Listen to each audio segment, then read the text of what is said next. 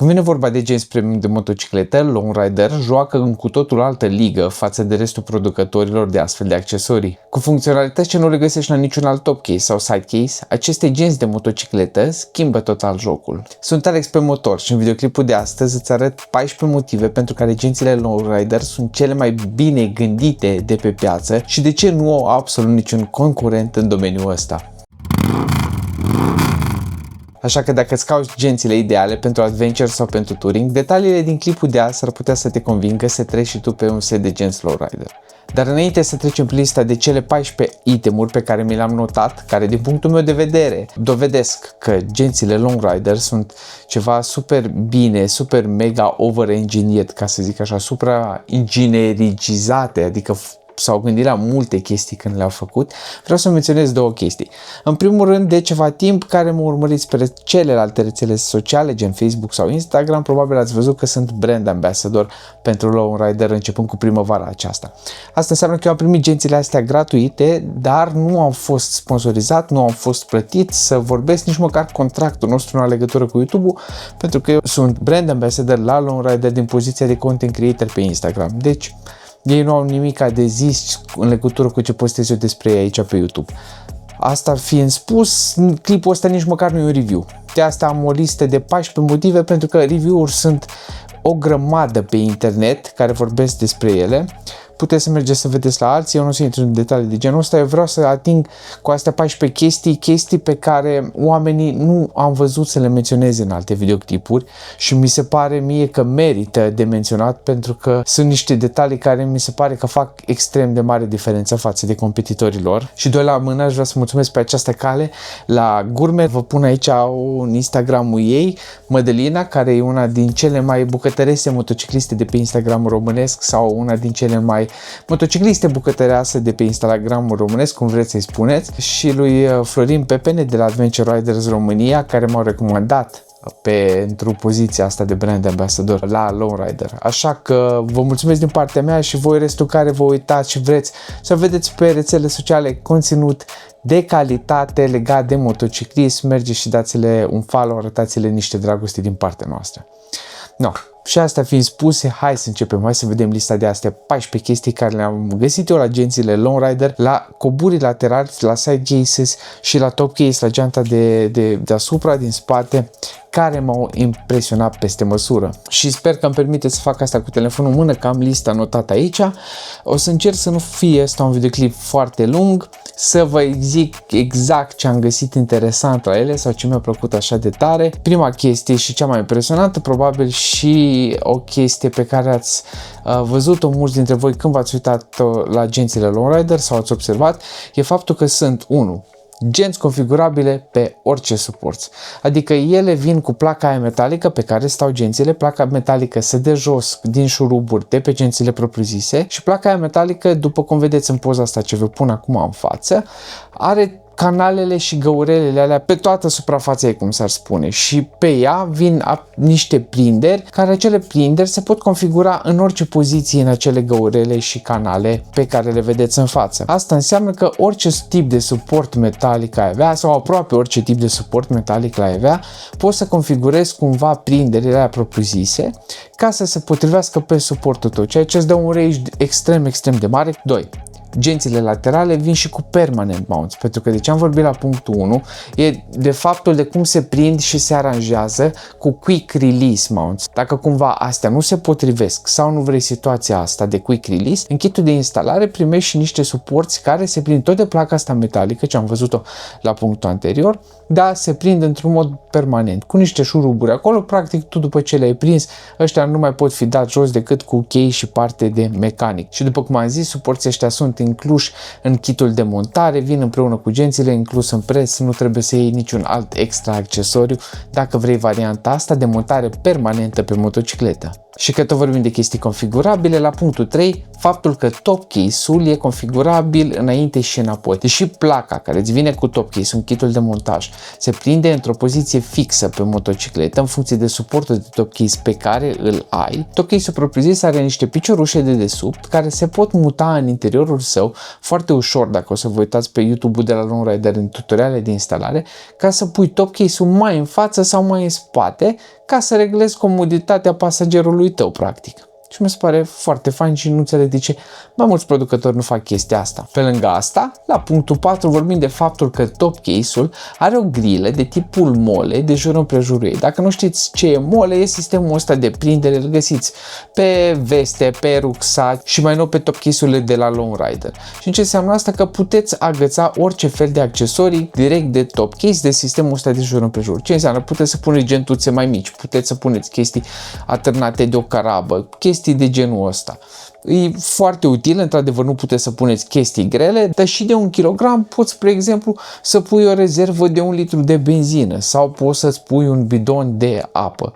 Și cum am zis de la început, gențile Lone Rider sunt niște genți premium, ceea ce se reflectă în prețul lor. Da, în prețul lor se reflectă și over-engineering-ul ăsta și toate accesoriile pe care vi le-am zis până acum, dar și următorul accesoriu sau următoarele accesorii, care sunt punctul 5, toate gențile lor vin cu inner bags, adică pe lângă coburii laterali și top case-ul propriu-zis pe care primiți și niște genți de transport pe care puteți să le băgați și au forma și mărimea perfectă pentru gențile lor. Și pentru că vorbim de gențile interioare sau inner bags, la punctul 6 trebuie musai să menționez că foarte original și incredibil de inteligent mi se pare faptul că geanta mare de la top case are pe ea un triunghi reflectorizant. Și chestia asta am observat-o exact cum vă puteți imagina, nu în condiție extremă, dar în casă, într-o seară, că am folosit-o, folosesc geanta aia și ca geantă de călătorie, că prefer gențile astea în loc de trollere. Am umplut-o cu bagaje, am pus-o pe jos, am stins becul și când am stins becul am văzut că reflecta lumina din hol pentru că are un dita mai triunghiul reflectorizant pe spatele ei. Și gândește-te, Doamne ferește, ești într-o situație de urgență, noaptea undeva, ai geanta asta la tine în top case, o scoți, o pui pe jos cu prezemată cumva să bată lumina și efectiv ai gratuit și fără extra greutate un triunghi reflectorizant la motocicletă. Și pentru că tot vorbim de chestii care se bagă în top case-ul tău, punctul 7. Top case-ul are un bec interior. Da, într-adevăr, cu top case-ul primești o mică luminiță care răspunde la atingere, deci măcar nu are buton așa de bine gândită, oriunde o atinge se aprinde. Și e prinsă cu velcro sau scaieți, cum îi spunem noi în română, de interiorul top case-ului. Bine, e de fapt prinsă cu 2 scaieți care sunt prinși cu o bandă dublu adezive ca să-ți o pui în ce poziție vrei tu în top case de fapt și după aia când ai nevoie de ea, dai jos de pe scaiet foarte ușor, o iei în casă, o încarci pentru că se încarcă la micro USB, nici măcar nu trebuie să te gândești la baterie, doar din când în când să o pui la încărcat. Și again, e o chestie mică, nu-i mare scofală, mare tehnologie, dar uite că s-a gândit la ea și un punct în plus, o bilă albă în plus din partea mea, că mi se pare o idee foarte bună și foarte originală. Din nou, pentru accesibilitatea chestiilor, ca să vezi noaptea în top case, 1 la mână și 2 la mână, ca și la punctul anterior, triunghiul reflectorizant pentru o urgență, că ți-o pui în capacul top case-ului și ai o lumină în plus în caz că e staționat undeva, nu mai ridici capacul la top case și ai o lumină în plus care să semnalizeze prezența ta noaptea pe drumuri mai puțin circulate. Gândiți-vă numai la asta. Ce idei bună astea, ultimele două. Dar dacă revenim la gențile laterale, adică la side cases, o chestie foarte ingenioasă că sunt create pe un sistem, fiindcă ai placa aia de care am vorbit la început, metalică, care se prinde de motociclete și gențile sunt prinse cu șuruburile de placa aia metalică, care le oferă o structură rigidă, înseamnă că ei au putut să pună curele de jur împrejurul lor pe care le strângi ca să faci top case-urile pliabile. Așa că dacă vrei să-ți pui gențile astea, side case-urile, pe motociclete să uiți efectiv de ele, dar nici nu vrei să le ai în permanență umflate la maxim, nu ai bagaje în ele, să stea saggy, să atârne practic, că sunt goale, nu e nicio problemă, ele sunt pliabile, au curele de jur împrejurul lor. Eu așa am făcut, le-am pus pe motocicletă, chiar dacă am folosit kitul de instalare cu quick release, cu eliberare rapidă de motocicletă, le-am lăsat acolo, le-am încuiat și le-am strâns curele din jurul lor ca să se aplatizeze, să nu crească lățimea motocicletei mele în spate. Dar dacă totuși le pui pe motocicletă și vrei să rămână pe motocicletă, nu vrei să le dai jos, dar nici nu-ți place cum arată pliabile. Vrei să arate așa de parcă în permanență merge în aventură să fie umflat. Nu e nicio problemă. Inclus în prețul lor, Lone Rider îți dă și niște suporți de plastic, niște cadre de plastic, ca să zic așa, care se bagă în gențile laterale dacă nu ai niciun bagaj, ca ele să își păstreze formă. Așa dacă vrei pur și simplu să cari niște genți goale, dar să ai în continuare look-ul ăla aventuros, să pară că ești permanent pe drum către ceva, nu-i nimic. Ai plasticele astea incluse în preț pe care le bagi înăuntru și side cases stau umflate la volumul lor maxim să pară că cari nu știu ce acolo pentru marea ta aventură spre Mongolia. Și trecem rapid și prin punctul 10, pentru că am mai menționat asta, dar gențile laterale vin cu quick releases, adică sistem de eliberare rapidă, adică desprindere rapidă de pe motocicletă.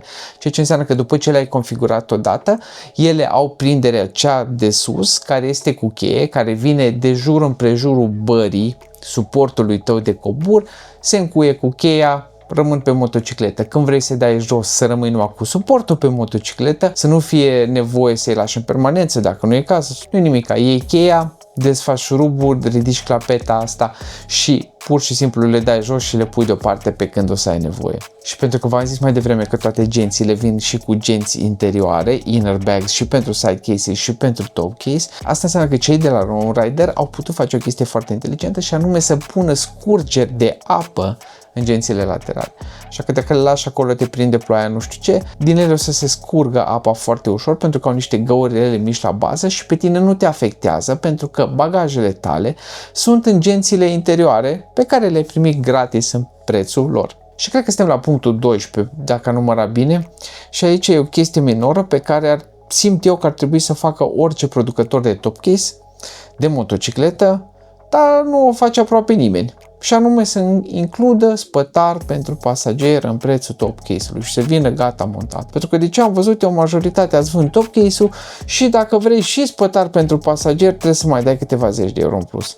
Și nu înțeleg de ce, că nu e așa de greu un spătar, n-ar trebui să fie un accesoriu extra. Ar trebui să fie inclus în prețul top case-ului, indiferent dacă ai pasager sau nu. Că nu te costă nimic să-l ai acolo, practic. Ar trebui să nu te coste nimic, mă refer că nu te costă nimic ca greutate să-l ai acolo. Iar vorbind tot de top case, la punctul 13, ceva foarte fain, primești cu el 2 butuci programabili. Ceea ce înseamnă că poți acești 2 butuci, unul care e propriu-zis pentru încuierea top case-ului și unul care e pentru încuierea plăcii top case-ului care stă pe motocicletă, aia care o încui ca să dai sau o descui ca să dai top case-ul jos dacă vrei să nu porți să rămân placa pe motocicletă. Butucii care îți vin cu ele sunt programabili pe cheia ta de la motocicletă. Și punctul 14, ăsta s-ar putea să mai fie valabil și la alți producători de side cases, de coburi laterali, dar nu bag mâna în foc de faptul că poți să ți-l iei configurabil, poți să-ți iei kituri de 2 bucăți configurabile, în sensul că poți să-ți iei 2 bucăți fiecare de 31 de litri, poți să-ți iei 2 bucăți fiecare de 38 de litri sau, cel mai important, poți să ții combine, adică să ai într-o parte unul de 31 de litri și unul de 38 de litri, cum avem majoritatea, ce am observat eu, care folosim genți de la Lone Rider, pentru că este decalajul ăla într-o parte din cauza tobei de eșapament și ca să-ți fie practic motocicleta egală în ambele părți, unul e mai mic și unul e mai mare. Cred că asta s-ar putea să fie și la alții, dar nu bag mâna în foc, dar mi se pare din nou idee super smart ca să nu îți arate motocicleta mai lată într-o parte și mai îngustă în cealaltă, să arate așa ciudat ca un anumit politician român. N-are rost să discutăm. Astea fiind spuse, din punctul meu de vedere, astea sunt cele 14 motive pentru care eu consider gențile de la Lone Rider foarte over-engineered.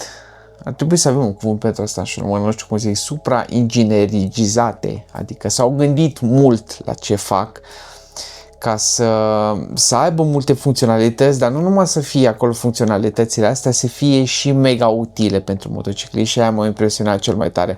Nu zic de calitatea premium a materialelor, cum se cheamă, claps, închiderilor, cataramelor, a șuruburilor, a metalelor de pe ele, nu, sunt premium, clar. N-are rost să discutăm, dai un band asta în față pe principiul ăla, dar irelevant. Mai sunt și alte firme de genți premium, poate mai scumpe, poate mai puțin scumpe, dar nu au atâtea chestii briz-brizuri de astea ca cele ce v-am arătat în clipul de astăzi, care să mă fie impresionat. Sper că v-a plăcut clipul de azi. Dacă ați rămas până aici, să vă mulțumesc foarte mult. Mulțumesc membrilor canalului.